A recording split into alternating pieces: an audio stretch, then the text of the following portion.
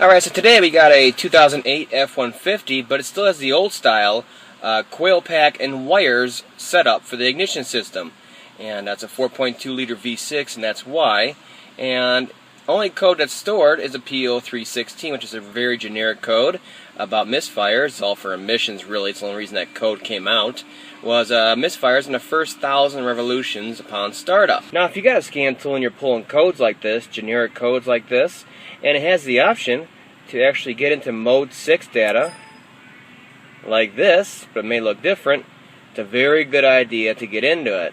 And I'll show you why here in a second, because it can log the misfires, but the misfires are not over the federal emissions threshold, so it won't actually log a DTC.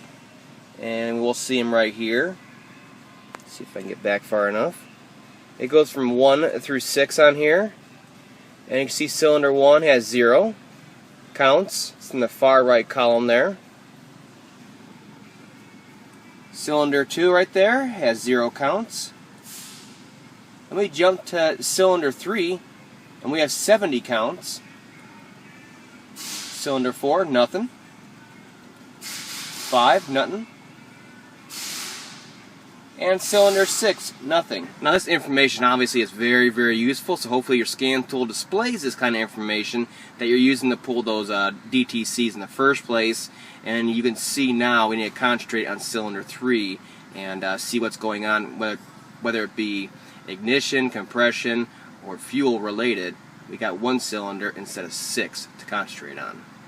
Now obviously the easiest test we can do, besides the visual inspection of all the wires for chafe marks and arcing and all that, is while it's running, is to actually spray the wires with a fine mist of water, like so,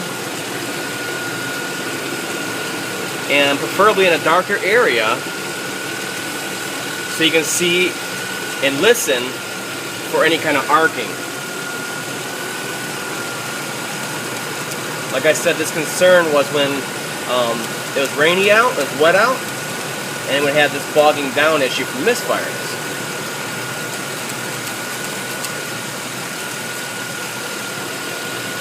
Kind of go all over and then just start looking around for the arcing of the wires. And if you're not seeing anything, it's time to pull the ignition coil off and give it a closer look. And I'll show you what to look for.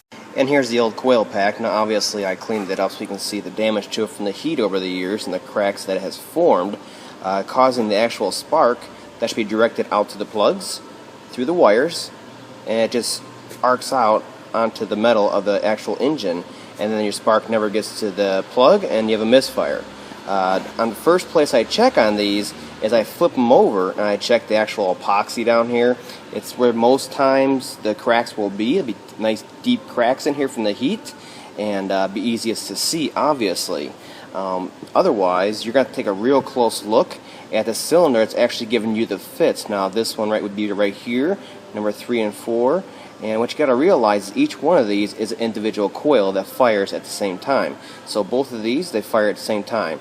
They fire at the same time and they fire at the same time. And what happens is that when it fires, one's going out to a cylinder that's on its power stroke, and one's going out to a cylinder that's on its exhaust stroke. So it just fires at the same time, and it's kind of like a waste spark system. And that's how that works. That's why there's only 3 individual coils in here. That's how they get around that. Now looking at it here, you gotta look real close. You really can't see anything here. You're not seeing anything here. Down below is fine here. Look over here for the heck of it. Now where it usually happens is actually right here. Okay? But this one, you see looks fine. Fine. And then you get over here and you can see it. Now hopefully I can show you in the light here. And you can see the crack right there. You gotta look at them very close. Now this one's on the outside, so it's a little easier to find once you clean the coil off. You can see it's a good crack in there from the heat though. And let me focus here again. Like I said, a lot of times it's on the actual part right here of the coil itself, and that will crack the housing.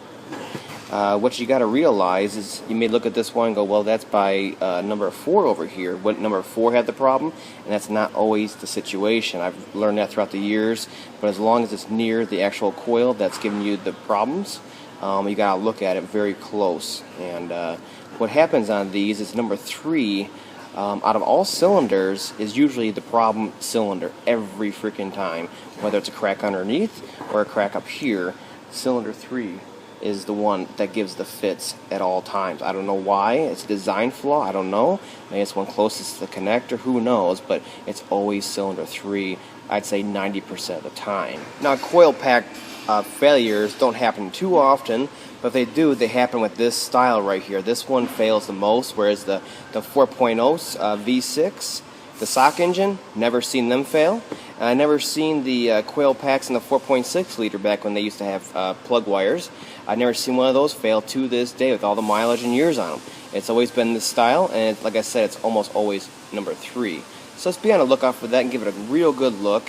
This can cause intermittent problems. I had one on a Taurus that was a 12 valve flex fuel, and on cold startups it would misfire and have problems. And I looked at it, and the whole coil all over the place was cracked.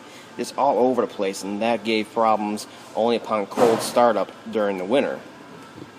So it can cause multiple issues from hot to cold.